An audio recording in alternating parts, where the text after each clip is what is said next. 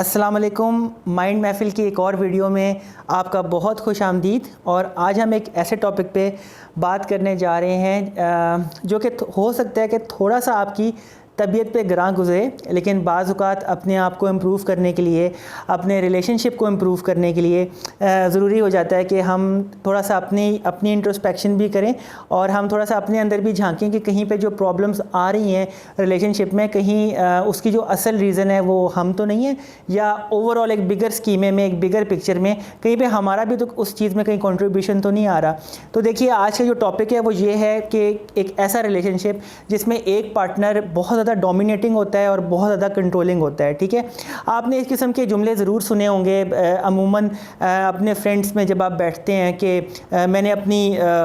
Wife को बहुत ज़्यादा काबू में और बहुत कंट्रोल में रखा हुआ है। और अमूमन ख़वातीन इस किस्म की बात करती हुई सुनाई देती हैं कि मेरा शौहर मेरे काबू में है और मैं जैसा कहती हूँ वो बिल्कुल वैसे ही करते हैं। ठीक है, और इस बात पे हम बहुत ज़्यादा फ़ख्र महसूस करते हैं और बहुत ज़्यादा इस बात पे हम लोग इत्मीनान का इजहार करते हैं कि ये हमारी बहुत बड़ी अचीवमेंट है कि अगर हमने अपने पार्टनर को कंट्रोलिंग और बहुत ज़्यादा हमने दबा के रखा हुआ है, अगर मैं इसको सादा अल्फाज में एक्सप्लेन करूँ। ठीक है, तो देखिए,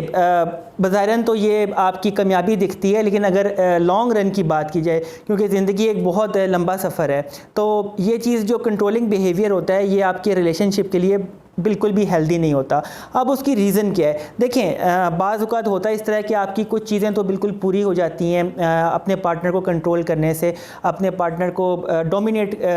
वाले बिहेवियर से उसके साथ रहने से। ठीक है, लेकिन होता है इस तरह के बाज़ औक़ात ज़िंदगी में हमें ऐसे बहुत सारे मोमेंट्स का सामना करना पड़ता है जहाँ पे हमें अपने पार्टनर की ज़रूरत होती है इमोशनली। हम चाहते हैं कि हमारा पार्टनर वहाँ पे हमारा ख्याल करे, हम चाहते हैं कि वहाँ पे हमारा पार्टनर ख़ुद से स्टैंड ले, या हम चाहते हैं कि ख़ुद से हमारा पार्टनर हमारी चीज़ों की देखभाल करे या हमारा अपनी तरफ से ख्याल रखे। ठीक है, तो अगर आप डोमिनेटिंग पार्टनर हैं या आप बहुत ज़्यादा असर्टिव हैं अपने रिलेशनशिप में, तो आप इस चीज़ को देखेंगे कि आपका जो पार्टनर है उसकी अपनी तो कोई सोच है ही नहीं, या उसका अपना जो माइंड की कैपेसिटी है चीज़ों को सॉल्व करने की, ज़िंदगी के बारे में कुछ सोचने की या आपका ख्याल रखने की, वो सोच तो बिल्कुल दबी हुई है। ठीक है, इंसान अपनी सोच पे ही अपनी ज़िंदगी गुजारता है, अपनी सोच के सहारे भी वो फैसले करता है और आपका ख्याल करता है। तो जब आपने उस सोच को ग्रूम ही नहीं होने दिया और उस सोच को आपने ब्लॉसम ही नहीं करने दिया, तो फिर ये शिकायत आपकी शायद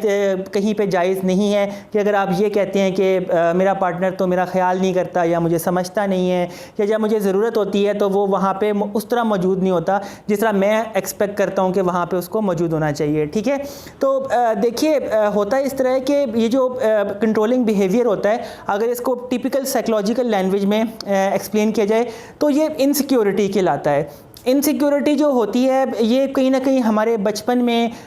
हमारा जो बचपन का चाइल्डहुड एक्सपीरियंस होता है वहाँ से हमारे अंदर आती है, या ये जो डोमिनेटिंग और कंट्रोलिंग बिहेवियर होता है ये हो सकता है कि आपने अपने बचपन में अपने पेरेंट्स को देखा हो, या आपने अपनी फैमिली में किसी और कपल को देखा हो और आपने ये अज्यूम कर लिया हो कि ये जो कंट्रोलिंग बिहेवियर होता है ये शादीशुदा ज़िंदगी को कामयाब तरीके से गुजारने का सबसे बेस्ट तरीका होता है। तो अगर तो आप ऐसा सोचते हैं और आपका ऐसा माइंडसेट है तो यकीन कीजिए ये चीज़ आपके रिलेशनशिप के लिए इन द लॉन्ग रन बिल्कुल भी हेल्दी नहीं है। ठीक है, क्योंकि जैसे कि मैंने अपनी पहली वीडियोस में भी बताया है, कामयाब शादीशुदा ज़िंदगी को गुजारने के लिए जो सबसे इम्पॉर्टेंट चीज़ होती है वो होती है कि आप अपने पार्टनर की रिस्पेक्ट कितनी अर्न करते हैं, यानी आपके पार्टनर के दिल में आपकी इज़्ज़त और एहतराम कितना है। क्योंकि रिस्पेक्ट की बेस के ऊपर ही प्यार, मोहब्बत, अंडरस्टैंडिंग, ये तमाम चीज़ें ग्रो करती हैं और इनकी जो बेस होती है वो रिस्पेक्ट होती है। ठीक है, तो बहुत ज़्यादा कंट्रोलिंग, बहुत ज़्यादा असर्टिव, बहुत ज़्यादा डोमिनेटिंग बिहेवियर से इन चीज़ों को तो ऑक्सीजन मिलती नहीं है और ये चीज़ें कभी भी ग्रूम नहीं कर पाती। ठीक है, तो थोड़ा सा आप देखिए इस चीज़ को कि अगर कहीं पे आपको लगता है कि ये चीज़ आपके रिलेशनशिप में आ रही है तो इसको थोड़ा सा रियलाइज़ कीजिए। ठीक है, इसमें फ़ायदा सिर्फ आपका है।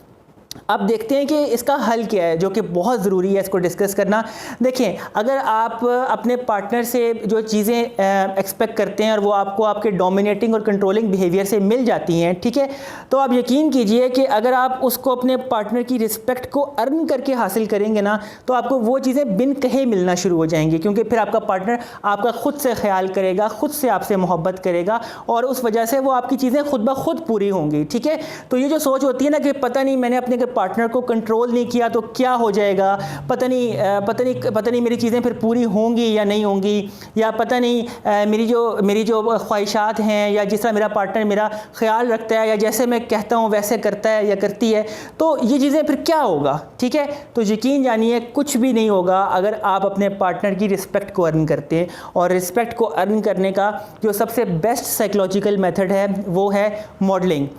इस मेथड को एल्बर्ट बंडूरा ने मुतारिफ़ करवाया था और इसको दूसरे अल्फाज में ऑब्जर्वेशनल लर्निंग भी कहते हैं। इसको मैं एक्सप्लेन करता हूँ। अगर आप अपने पार्टनर से कोई चीज़ एक्सपेक्ट करते हैं, जैसे कि आप चाहते हैं कि वो आपकी रिस्पेक्ट ज़्यादा करें या आपकी बात ज़्यादा माने या आपको ज़्यादा अंडरस्टैंड करें या आपका ख्याल ज़्यादा रखें, तो सबसे पहले आप थोड़ा सा सेल्फलेस एटीट्यूड को अपनाइए। मतलब